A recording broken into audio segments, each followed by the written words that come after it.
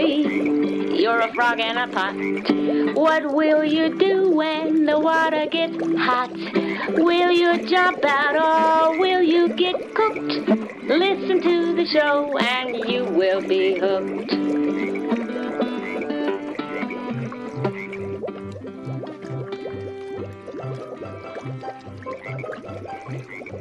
Welcome to Boil the Frog Slowly, a radio program that answers the question, are politics hazardous to your health?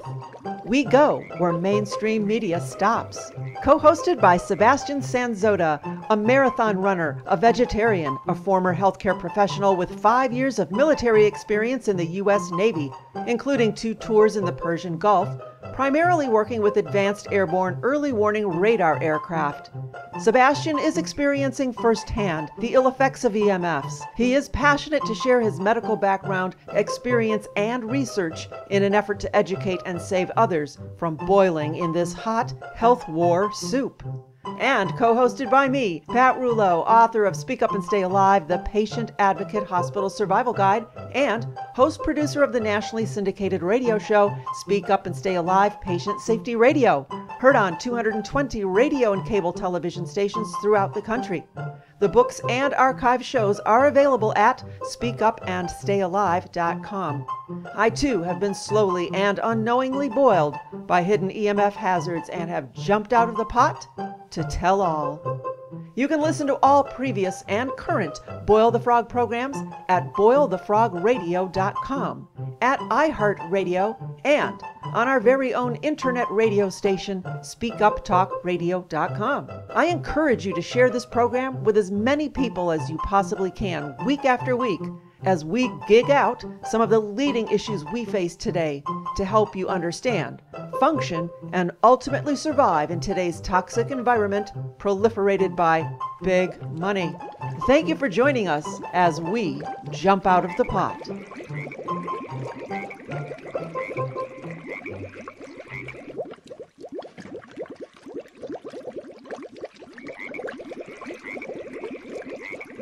All right, Sebastian, I know you're excited about our guest today. Yeah, this is one of the best today. All right, let me tell you a bit. We have Jerry Flynn. He is a former captain in the Communications Electronics Engineering branch of the Royal Canadian Navy. Jerry studied virtually every aspect of wireless radio communications, including radio theory, antenna theory, specializing in the radio frequency spectrum, electronic warfare, and so much more. So suffice it to say, he knows of what he speaks, and we are so anxious to hear what he has to say. So welcome to the show, Jerry. Welcome, Jerry. Well, welcome, and thank you for having me. It's my pleasure. Oh, it is our pleasure. We both watched your awesome presentation from October 4th of 2012, the National Day of Action, and I want to go back to something you talked about early in that presentation I thought was interesting, and maybe many of our listeners don't know about this. Let's begin by talking about the Russian embassy experiment back when you were in the Navy in 1952. Can you fill us in a little bit about that?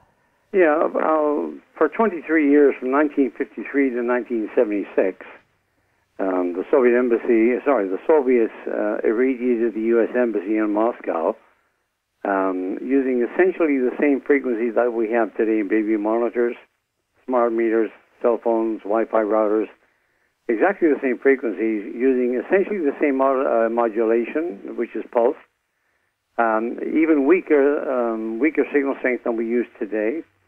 And they did this for only 6 to 8 hours a day, just 5 days a week, which when you look at that in the big picture, that's only 25% of the time. And by the way, the person at the embassy that was there for the longest was a 4-year exposure time. You and I and every American, every Canadian, were exposed 24 hours a day, 365 days a year in perpetuity, and we can't escape this stuff. And yet, even just 25% of the time, 2 consecutive U.S. ambassadors died of cancer. A third developed leukemia-like symptoms, and he too eventually succumbed. 16 women developed breast cancer, and virtually every other member of the staff came down with some sort of a malady, and that was in just 23 years. The real sad part of that, I think the shocking and disgraceful thing, is that the American government knew this was going on for well over 10 years, and they simply they elected to keep it secret from their own people, like who are being victimized. And they saw this as a golden opportunity to watch firsthand for real-life experiments on human beings, the human beings being their very own staff. I think a key factor is this pulsed modulated microwave radiation, and that really seems to be the major problem with this, is that pulsed radiation. Can you talk to us a little bit about why that's so harmful? Well, again, like, I'm not a scientist. I was a military guy.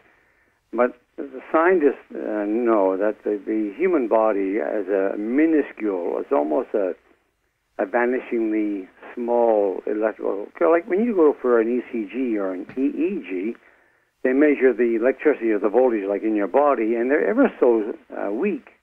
Okay, I'm implying there that because they're so very, very weak, they're very susceptible to interference, and that's strictly DC, like direct current. Along comes man, and he comes along with AC, like alternating current, which is, goes up and down, like positive, negative, and so on. And then there's pulse. And it's the pulses that are harmful to any living thing, whether it's a human or a bumblebee or a butterfly, or a whale. It doesn't matter. So that's the harm. Like, the body cannot recover in time.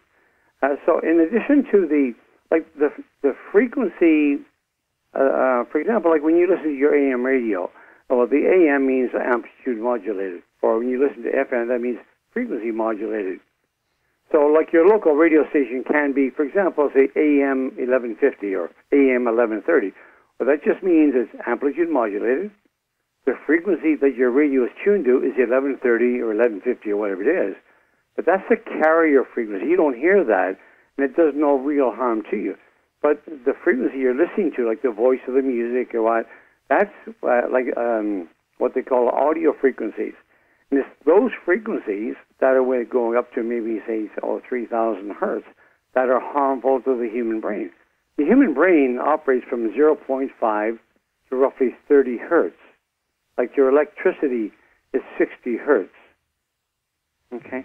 So it's these pulses that the body cannot get accustomed to. Therefore, they eventually just exhaust the body's defensive system, and it leads to diseases. It damages DNA. It breaches what they call the blood-brain barrier, like of a cell phone. Right. I think you said something very important, and you also had that in your PowerPoint presentation about the EKG or the ECG, and I think it's a great point for people that are in constant denial, that are not, they're saying, well, this isn't a problem. Look at yourself as being an electric being, so why do you go to the doctor and then they hook you up to see what your electrical impulses look like, okay? Exactly. I think that's the defining answer there when people say, oh, it doesn't affect me. Well, we are electrical beings, and we're not used to that. So I thought that was a great point. Yeah. For an ECG, they put, I think it's 11 sensors on the extremities of your body, like your toes, like your feet, your arms, and various parts of your body. And so they're measuring the electrical current and the voltages, like in your body. Right. You go for an EEG, like for the brain, they put, I think it's something like 32 or 33 sensors all over your head. And again, it's to measure the brain activity. In fact, the Russians long learned, and the Americans not too long thereafter, they learned that frequencies, especially within 1 gigahertz up to 5 gigahertz, are particularly harmful because those frequencies penetrate all organ systems of the body and therefore put all those organ systems at risk. Because it's long been known that not just the Russians and the Americans, but the British, and I'm sure the Chinese to some degree, they have exploited the capabilities of these so-called non-thermal frequencies to where they actually have developed arsenals of weapons. They can stop a bull charging you in its tracks by just pointing a directed energy weapon at that bull using a certain frequency and stopping it dead. They can make you experience any conceivable emotion that is possible by simply directing different frequencies at you with different modulations, different signal strength, different pulses. It's a real Pandora's box. And Pat's husband was listening to, was it Don Imus? He heard one report one day where he said something about the Chinese threatening to microwave the entire city of Chicago and cause all kinds of death and destruction if we don't do what they want them to do. And it was only like a one-time thing. He heard him say it. So that kind of was an indicator the Chinese might have a lot of this weaponry. They would have. Anybody who thinks they would know would be terribly, terribly naive. Absolutely. I mean, the dangerous thing about them is you hear nothing from them. Yes. Not in America, but apparently in Europe, they report a lot more on Russia and China than they do in America. Well, there's a very, very good example. This is fairly recent. By the way, there's a YouTube. I don't remember the link off the top of my head, but I saw within the past month, or certainly the past 2 months, and it shows the latest generation of U.S. destroyers. These would be like guided missile destroyers, and they're in, I think it was the Black Sea. And they were going there on a kind of a flag-waving visit, Tomahawk missile. It had a range of around 2,500 kilometers, I think it was. Just enormous power, and like potential power that this destroyer has. It could like annihilate a city easily if it wanted to. But anyhow, it was sailing into the Black Sea very proudly, and this old doggone Soviet plane, unarmed, flew over it, and all the electronics on that entire ship went dead. So the ship was absolutely useless in the water, and the Americans have not been back into the Black Sea since. I want to tell you, I'm a Navy veteran myself, and I can tell you at least 3 times that I remember in the Persian Gulf, our aircraft carrier went completely dead in the water. We had 0 electrical power for hours. And it just with no warning, just happened. We were sitting ducks for hours in the middle of the Persian Gulf. And I wouldn't be surprised if I know there were 2 Chinese submarines lurking around at the time. They were diesel subs, but an airplane flying over could I'm sure cripple a ship in the middle of the water. It did. The next war, if indeed there ever is one, it will be purely an electronic warfare war. It'll be nothing but frequencies with the electromagnetic radiation, without question. And you can tell just by looking at reports that come out here and there, the Canadian and the U.S. military, they're doing all kinds of war games now with this type of weaponry, aren't they? Oh, for sure, yeah. And you're calling it like it is. You're calling smart meters a major threat to health and a threat to national security. And that's exactly what it is, isn't it? Well, there's nothing more dangerous in the world than smart meters, especially when they're wireless, especially within a community where they're tied together electronically in what all utilities call meshed grid networks. It's just like your grandfather would turn over in his grave if he knew what was happening. Back in the old days in the U.S. and in Canada, if a trespasser came onto your property, no matter how large or small your property, you'd have the right to say, "Get off my property," and if you didn't, you could shoot him with a shotgun, you know. Right. But today, a smart meter is the quintessential Trojan horse. Once you allow a smart meter on your house, gone are the days when a man can protect his family. Gone are the days when a man can protect his home. Gone are the days when you had anything called the sanctity and privacy of a home. You'll have no secrets. Even the former CIA director, was it David Petraeus, I think I said, we will learn more from you, from your smart appliances, than we ever knew before. And before, like even with GPS, for God's sake, evidently in the U.S., and I'm just repeating stuff here, but evidently in the U.S., the court ruled that a court order is needed now to make inquiries into your GPS or use of it. And yet the electric utility, because of the darn smart meter, can come into your house and you won't know, and they don't tell you, and this is a real shocking thing, they don't tell you that if you allow a smart meter on your blinking house, it will have 2 transmitters. The one called the LAN, or the local area network. This is the one that communicates with all other LANs in the neighborhood, like every other smart meter. And it eventually gets back to the utility, whether that utility is 5 miles away or 50 miles away, it really doesn't matter. That thing, each LAN transmitter radiates for about 3 kilometers or 2 miles. That alone means that every person's LAN or smart meter radiates every single home within 2 miles, and similarly is radiated by all of their neighbors within 2 miles. But the worst is far yet to come, and that is the other transmitter, which the utilities never tell you about. It's called the Zigbee. And the Zigbee operates on 2.4 gigahertz. That's the same frequency your microwave oven cooks food on and heats liquid on. That's the same frequency as in a baby monitor, for God's sake, you know. But that Zigbee is there for one purpose only, and it's, you know, I'm just repeating what you can find on the internet. It's there for one purpose only, and that is to control and to operate the 15 or so smart appliances that utilities everywhere anticipate every home will eventually have. Mm-hmm. And the newer homes, like a new development, still have smart appliances now. All the major appliances, manufacturers, have huge lineups of smart appliances today. And each smart appliance will have its own microwave transmitter and receiver and antenna circuit, each of which will also operate on the microwave oven frequency of 2.45 gigahertz. That alone means, and just looking at a house all by itself, I mean, it just boggles the mind how this is happening, being allowed to happen. But in every single home in the future, you're going to have a total of 17 transmitters, microwave transmitters. 16 of them are going to be transmitting on the same frequency you cook your bloody food with, you know? Yep. And 15 of those are going to be inside your house spying on you. Yep. And then not to mention the cell tower right around the corner. That's exactly right, yeah. But you'll have no secrets with once you have a smart meter on your home. They can, I mean, if you connect your smart TV, for example, to the internet, it just means that a hacker from anywhere, whether it's in your neighboring county or some other state or in China, literally in China, or Russia, they can hack into your home.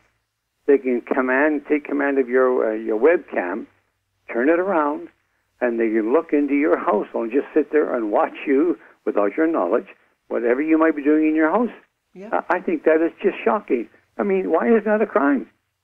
Yeah, I've watched and read stories about that whole concept with the television where they can watch you watching TV. So now if it's you and your husband and you're having an argument, well, then, you know, they can have a commercial that can pertain to that. Or it's two kids and they can now create the advertisement or blast that to the kids so that it's something that'll affect them, which is just so wrong. Along with motion detection, facial detection, and voice detection. That's exactly right.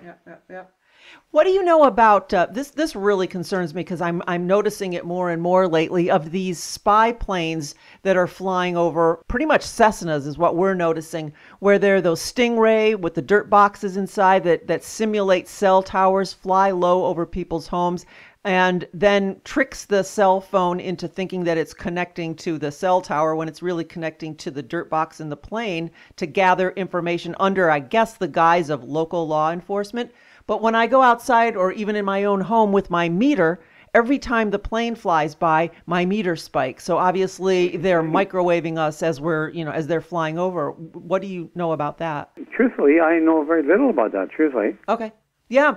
As they're flying over, every time I turn my acoustimeter on and it registers, and I have no readings here in my home. There's no smart meter. We live in an area. And so every time the plane flies over, we're getting readings. And it scares me to think of what you were saying. What if they jack it up? What if it's not just a little blip on my meter? What if it's something more? It just simply boggles the mind what is happening today, what's being allowed to happen. I'm just writing a letter. Are you folks familiar with Safety Code 6? Yes. Yes, absolutely. Okay, well, Safety Code 6, the new version, 2015, was just released the last couple of days. And it's caused quite an uproar, like in the community with which I am involved, only because they've gone out and they've hired some extremely expert wordsmiths to give it a different language, but the message is still the same. It still purports to protect all Canadians against thermal as well as non-thermal, and it now purports to protect you 24 hours a day, 365 days a year, which is absolute nonsense. I'm in the process of, when you phoned a few moments ago, I've been laboring over a reply to that because I'm going to the major university in Canada that has the premier law. It's called Osgoode Hall. It's in Toronto. And so I'm writing to the dean and various deans and quite a few of the professors of law there to bring to their attention this absolute travesty, because our safety code 6 and your FCC, are you familiar with ICES? Yes, but go ahead and briefly, you can tell our listeners about it. The IEEE is the Institute of Electrical and Electronic Engineers. Okay. Are you with it? I mean, yes. Are you with me there or not? Actually, I have the printout from your excellent PowerPoint on the internet. Yeah. So go ahead and share that. Well, in terms of, say, America's radiation exposure limits, the government would have you believe that FCC, the Federal Communications Commission, establishes those numbers or determines those numbers. That is not true, because the FCC, they're strictly political appointees appointed by the incumbent president. He selects 3 from his party and 2 from the other party, and it just changes with presidents, okay? Mm-hmm. There's so much here, I just don't want to get distracted and go off on a bit of a curve. But anyhow, up until about 1990, the EPA, the Environmental Protection Agency, who had quite a number of genuinely highly qualified scientists, they had responsibility for radiation levels in the U.S. of A. In 1986, they came out with they proposed to actually establish EMR, like electromagnetic radiation, as a possible carcinogen. They were batted down and told to shut up, essentially. 4 years later, they came out with a draft report where they actually did categorize electromagnetic radiation, as EMR, as a possible carcinogen. At the same time, they also came out and they said that the radiation within your home, like the magnetic fields and the electric fields, from all your household electricity, your household appliances, high voltage lines, transmission lines, distribution lines, power transformers and substations, that too would be a probable carcinogen, not a possible, but a probable. Now they were the director of the EPA at that time.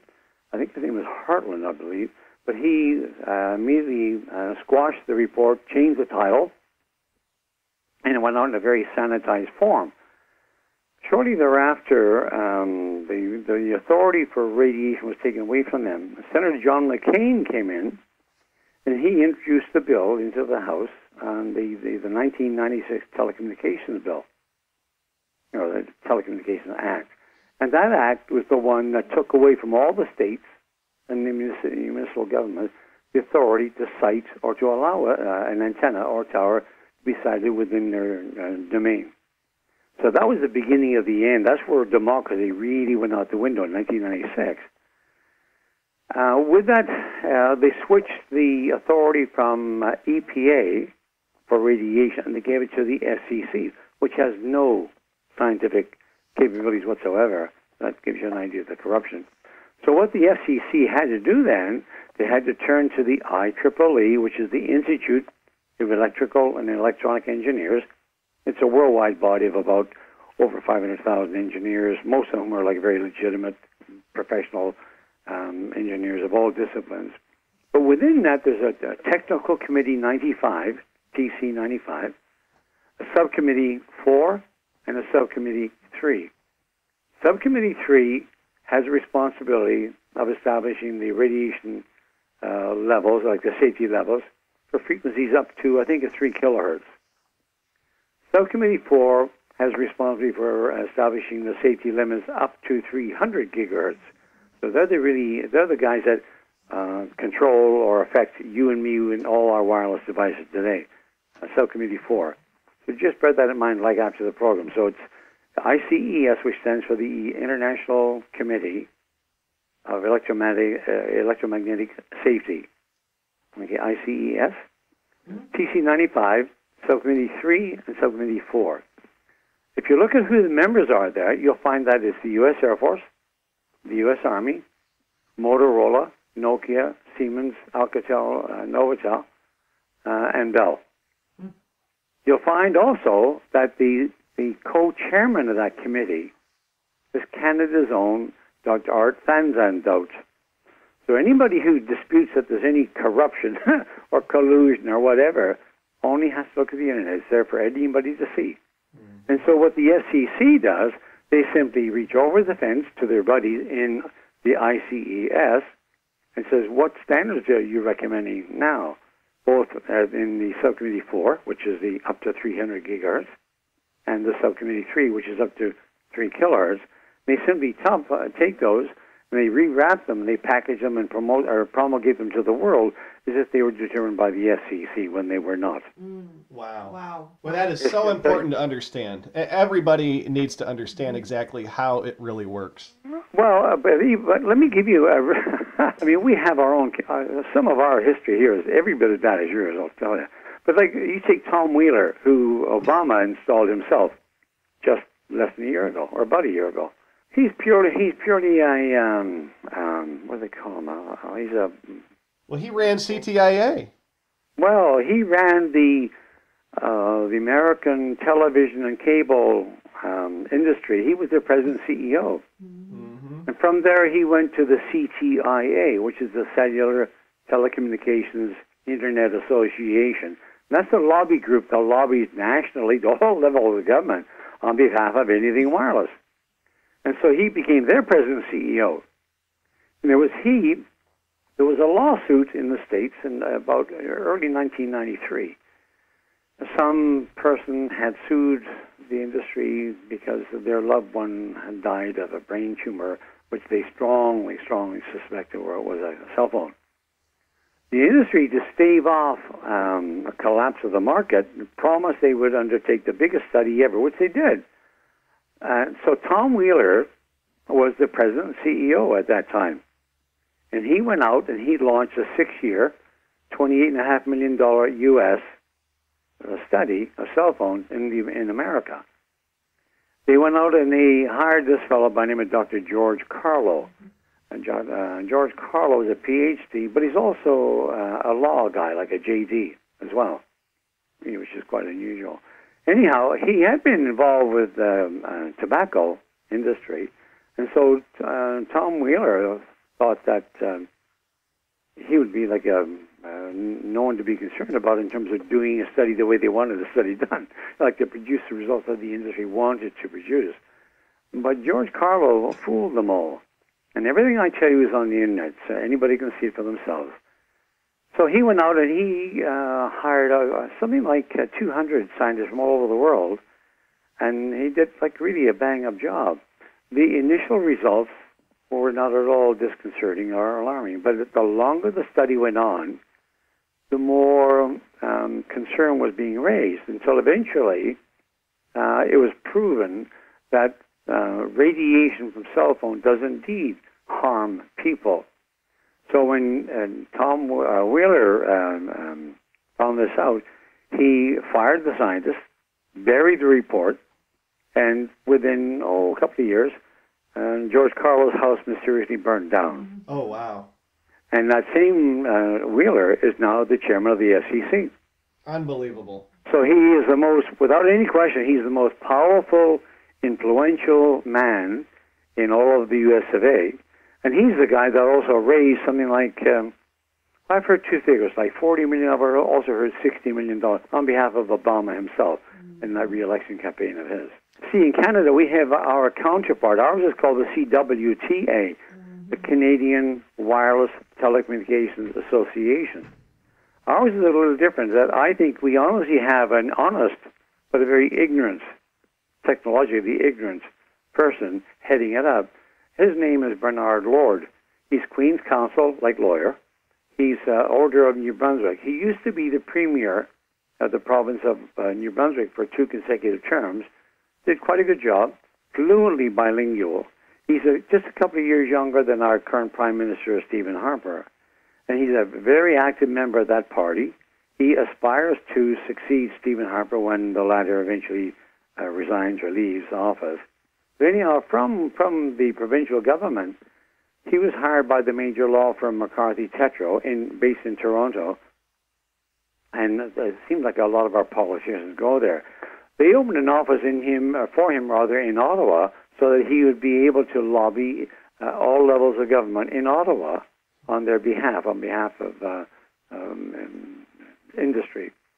it wasn't too long thereafter that the CWTA came to him and they said, "Would you be our president and CEO?"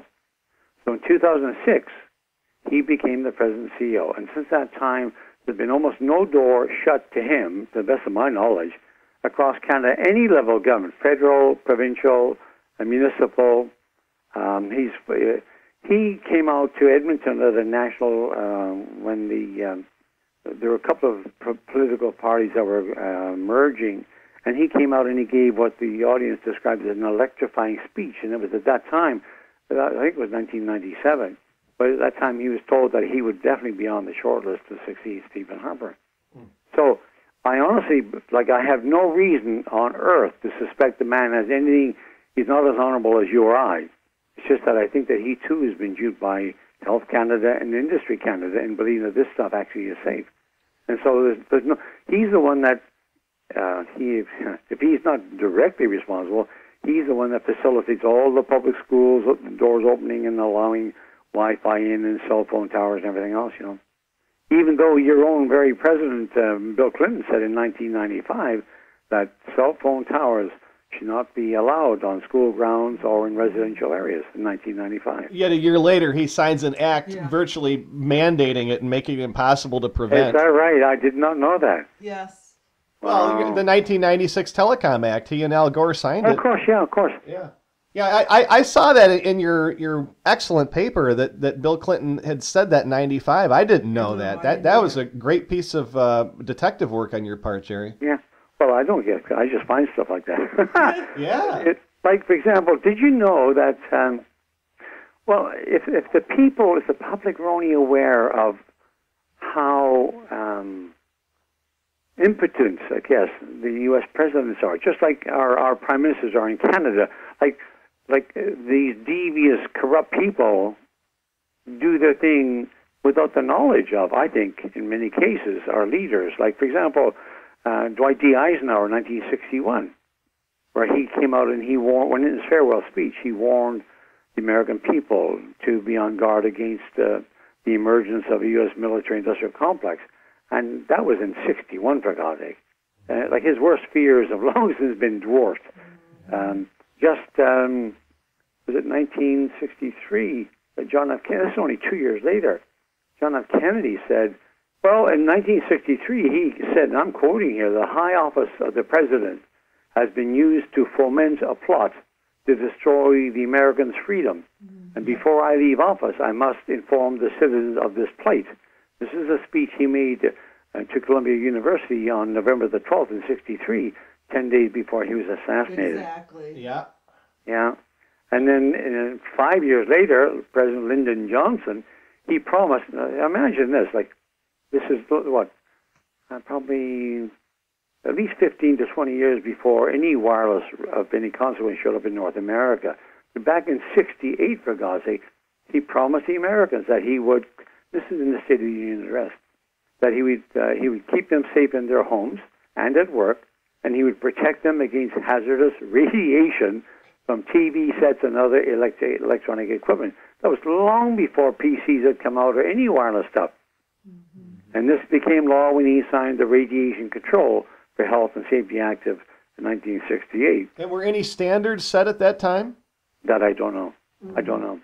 And then, but I think the most telling one of all, and I don't know why opponents of radiation in the States don't seize on this, because in 1971, U.S. President Richard Nixon, his own Electromagnetic Radiation Advisory Council warned, and I'm quoting here, power levels, meaning radiation, power levels in and around American cities, airports, and homes may already be biologically significant.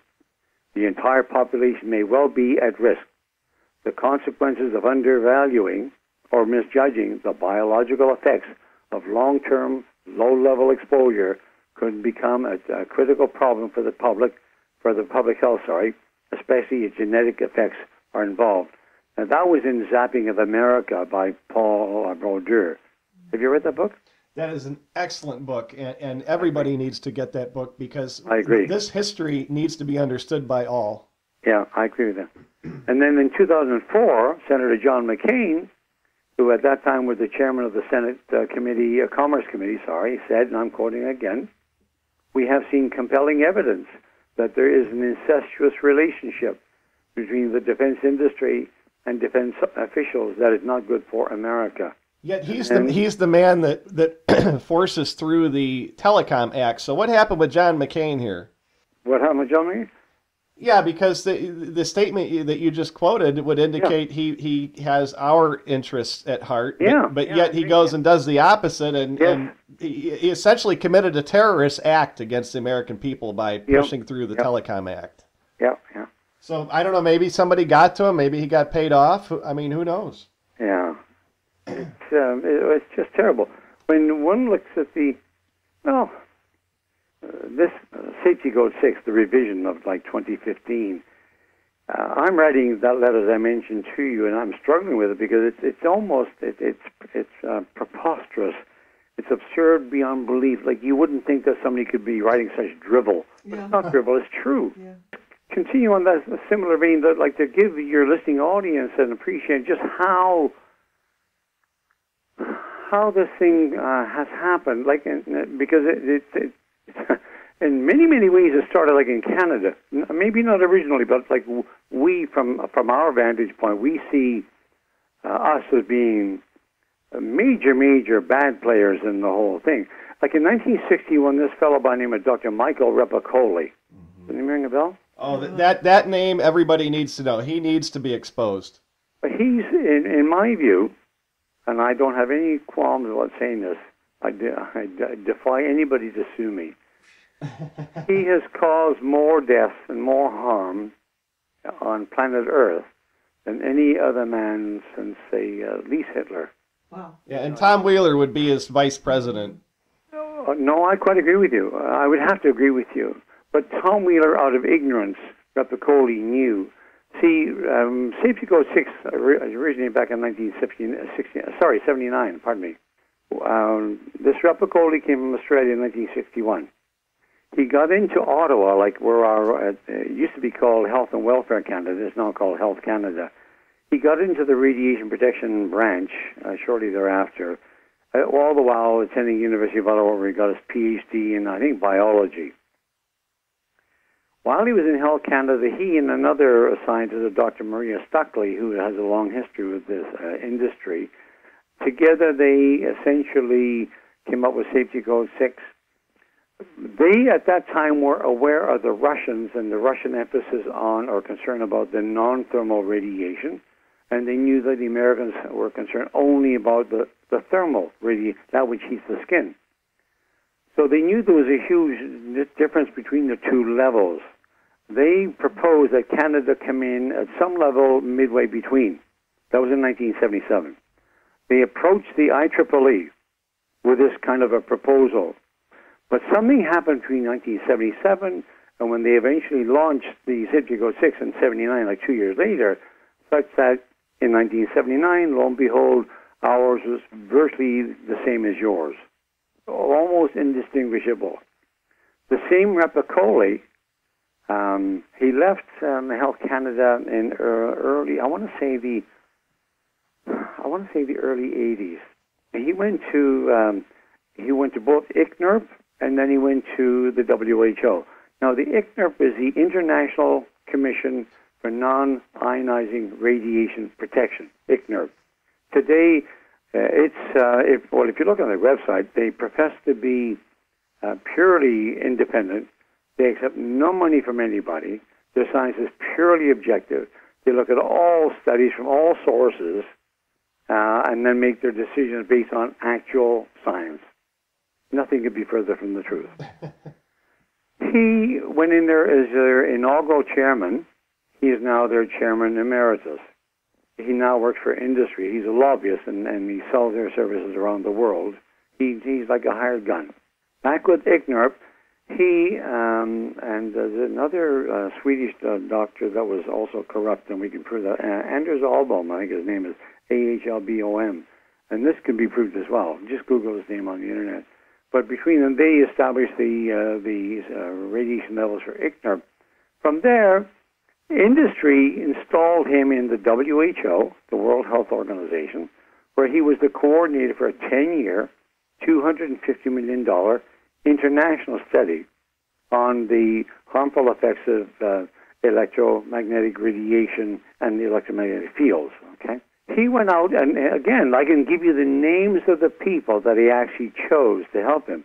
But for example, on the EMFs, the magnetic fields from your hydro lines and your transmission lines and your household appliances, and he went out and he chose all industry, like electric utility scientists, to work with him.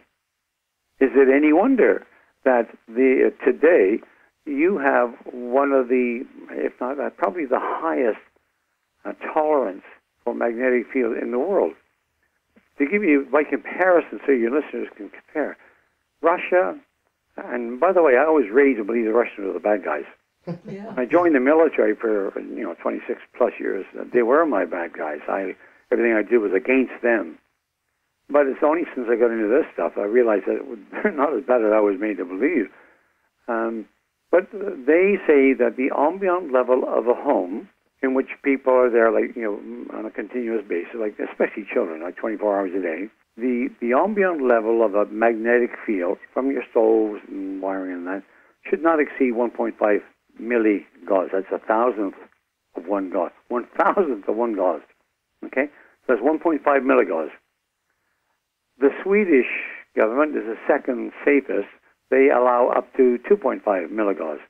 Canada, in terms of the so-called Western allies, we're probably the next, but we allow up to 1,000 milligauss, which I just find It's outrageous. And ICNIRP, they will allow, because see, they don't recognize, they will tell you, and this latest Safety Code 6, 2015, does acknowledge that there have been some reports suggesting cancer, but it's been inconclusive, and the weight of evidence, so therefore we don't, we say that it's safe. So Canada today will allow homes to be exposed on a continuous basis up to 1,000 milligauss. ICNIRP, they say for the residential is 2,000 milligauss. Oh. For occupational, it's up to 9,000 milligauss. 10,000 milligauss. Oh. The US of A, meaning IEEE, they say 9,000 milligauss. Can you imagine? 9,000, Wow. as opposed to 1.5. Yeah. That's just shocking. It's just shocking. No wonder that the industry they made up that, the study team to determine that. I also have a quote somewhere on one of my slides where this particular major utility in the U.S. said that whatever studies are done, health should never supersede profit. That seems to be their general modus of operandi, doesn't it? Well, like I started off, and I like to think I'm a very rational person, and I resist quite vigorously those who come up with conspiracy theories and all this kind of, and I've heard so much of that over the years. It boggles the mind. But the more you look into this, the more you realize that, when you hear Ted Turner has come out and he said the world's population should be between 350 million and 500 million people. And when you hear have you heard of the Georgia, is it called tablets, I think it's called? Yeah, the Georgia Stones, yes. Yeah, Georgia Stone, yeah.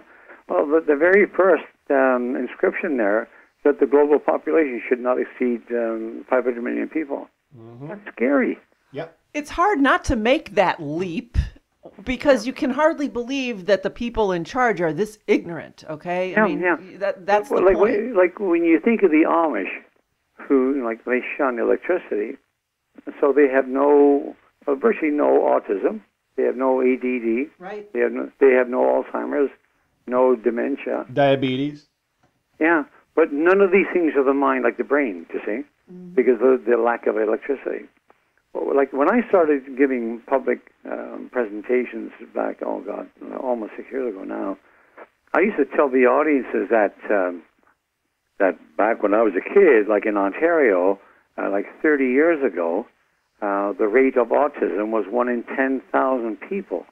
That used to shock people, 1 in 10,000 people. But today, now I'm going back 6 years ago, it was 1 in 88. Mm-hmm. And today, here in North America especially, it's 1 in 60 some odd for boys, girls, and 1 in 50 some odd for boys. Yep. Mm-hmm. I mean, and like trying to like step outside of the box and say, well, like what could be? It can't be just EMR. Or are there other things? Like, could it be the water we drink? Could it be the vaccinations? You know, and the more you read about vaccinations, you think, holy darn, now, like it's got to be, maybe a combination of both. Definitely a combination. Yeah, I agree with that. I mean, I have subscribed to that belief. What about chemtrails? Well, I know enough that I'm concerned about them. I know that they contain aluminum, barium, cadmium. Barium oxide, barium oxide in particular. I know that they're definitely nefarious. I know it's not. You don't want to be outdoors. That's for darn sure. Well, you've got this whole electrosmog soup then. I mean, you've got the chemtrails, you've got bad water, you've got the GMO foods, you've got the radiation. You put that all together, there's just no way that even when you've got the corrupt WHO, and I say that for, without any fear of being sued, because it can be proven. But even the WHO calls it an electrosmog, Right. But when you've got industry like something else. Do you know that there's not been a single study by a cell phone company anywhere that has proven that cell phones are safe? Right. That's an excellent point, yes. Jerry. Excellent point. Not a single point. And they speak often about something like 40,000 or some tens of thousands of studies that prove they're safe. But they've never ever produced one, and none has ever been done. And not only that, but the audience, people, governments need to know that none of these devices, not one of them, whether it's a baby monitor, a smart meter, or a cell phone, has ever been subjected to pre-market safety testing by independent scientists to prove A, that they're safe for people to use, or B, that they're safe to be used around populated areas on a continuous basis, 24/7, 365. Right. Yeah, and what people need to realize is how they are flat out being lied to by their public utilities companies. Absolutely. For example, if you called our public utility electric company right now, you would not be able to get a person, number one. Number two, you're going to be forced to listen to a pre-recorded propaganda spiel, and they are flat out telling you that smart meters are proven safe. Yeah. And then we just had an article in Sunday's newspaper on the front page, and I was interviewed for that. And of course, they hardly used anything I said, but they made sure to spew all of the industry propaganda and lies. And one of the things that they're saying is that the meters only radiate a very short burst once every hour. And then I noticed in the article in Oklahoma that they did after your interview there, they did a follow-up article from the industry, and they were saying they only radiate every 15 minutes.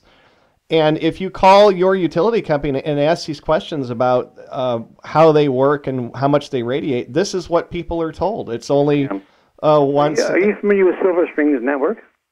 No, what's that? Silver Springs Network is a company. They're global, but they're based in, I think, California. And they stated, formally in front of, I think it's either a judge or to the California Public Utilities Commission, and they make the radios. Okay, not the meters. They make the radios. And they said, look, smart meters are constantly transmitting. They're constantly active. And even if you went to your power panel and shut off your power, okay, so you're consuming zero power, your smart meter is still active because it has to maintain what they call continuity. It's what they call network management. That's the term they give it. And see, each of the meters, and the bigger the mesh grid, the more complex it becomes, the more vulnerable it becomes. So all the meters have to be in constant communication with the utility and with each other, and vice versa. So they're constantly doing voltage checks, synchronization checks, security checks to make sure that nobody has been violated or reached, okay? That's going on all the time. Even if you went away on holidays and shut off your power, Okay, this is going on. Another lie, too, and it is a lie, and anybody in my business would tell you that the minute you have a wireless meter, when you put it in an environment where there are other meters or other transmitters, you can't possibly have accurate readings. It's not possible because of the interference from adjacent and nearby signals. Interesting. It's simply impossible. And that's why these... And that is why people all over the world, like almost every jurisdiction that I've encountered, they all experience exactly. at least significant increases, some double, some triple, some quadruple, and some have been higher. Great point. Great point. Yeah. Yeah, it's just... even in this article they had in our front page on Sunday, they also just, I couldn't believe this one, blatantly just flat out lied and said that it's false that these claims that smart meters can tell what appliances you're using. They actually said that. Well, they're lying. Yeah. Even before smart meters. It's what they call, like back in the electronic warfare world, where we would do like radio intercept. You would intercept, like your sonar operator would do it like aboard a submarine. But more importantly, in the SIGINT world, the signals intelligence world, and all the major countries of the world do it. To this day, they monitor their portions of the radio spectrum of interest to them. They identify each and every blip that occurs. They zero in on that blip and they analyze it, they assess it, and they determine the signature. Every transmitter, every motor, whether it's a bathroom fan or anything that you might drive, has a signature. I can tell, assuming I was still in the business and had that analyzing equipment, it's called radio fingerprinting. Yep. And that goes back 50 years, for God's sake. Wow. But the stuff today, you can tell when a fridge comes on, whether it's the freezer section or the normal fridge, and you can tell because of the characteristics of the signal from your catalog, like your data, you'd be able to identify it's a Westinghouse or an LG or whatever the hell it is. And this anybody who says otherwise is lying to you. And they couldn't, like I've written to my Minister of National Defense, I've written to my Prime Minister, and I said, don't believe me, go to the very organizations in which I used to work, like the Director of Electronic Warfare, or in your case, like NSA as well, and speak to them, and like the current people today. And they'll back up everything I tell you if they will speak. Right. Yeah. But this is what the media is putting out there. This is what people see on the front page of their newspaper, and they're not getting the other side of the story. Yeah, but you only have to look at who controls the media. Let me just show you. I have a quote here you possibly have not seen, but it's terribly, terribly important. This is David Rockefeller. Ah, yes. June of 1991, where he was addressing a meeting at the Trilateral Commission.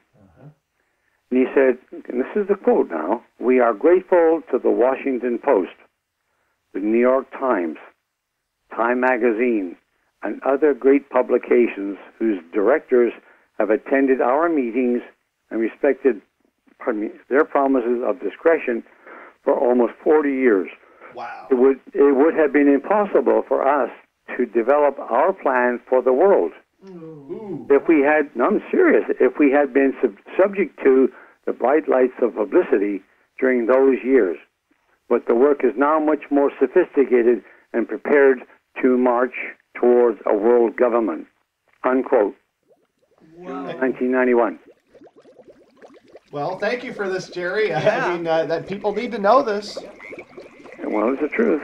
Yeah, it is the truth. Yeah, for sure. Yeah. Well, Jerry, thank you for spending the time with us today. This has been enlightening. Pleasure. Yeah. Yeah, thank you so much. Okay, Sebastian and Pat, thanks a million. Well, thank you for joining us on Boil the Frog Slowly Radio. Please come back next week. And for more information, go to the website, boilthefrogradio.com. And until next week, remember to practice safe phone. Boil the frog slowly, you're a frog in a pot. Turn out the heat and things will get hot. Will you jump out or will you burn? Listen to the show and you will return to Boil the Frog slowly.